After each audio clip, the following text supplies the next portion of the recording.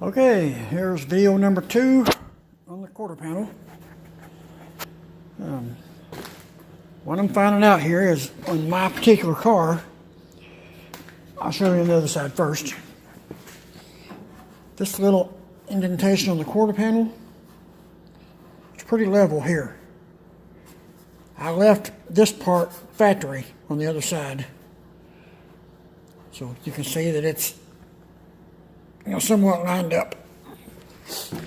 Now, on this side, when I get my quarter panel on, that indentation is like about a 1/4 inch high.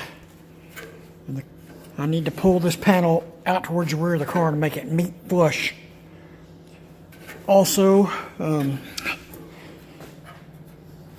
part of the quarter panel that goes in there, had to bend this little lip upwards to get it fit into there.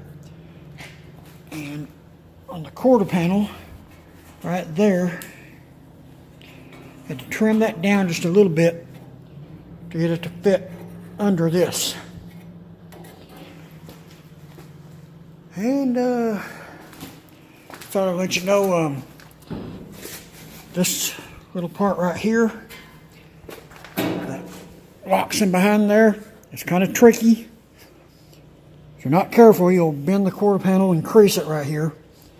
But you got to kind of roll this upwards and get it to pop over that. At the same time, it goes in behind there.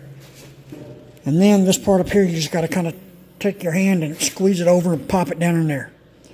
That's if you fit it on top like I'm doing. So, and I'm going to have to fill up a little bit here because whoever cut this car apart before to try to put a quarter panel on cut too much out of there. And I've got a little gap right here because the way I cut mine, I should have left a little more there. So hindsight's 20/20, as I say.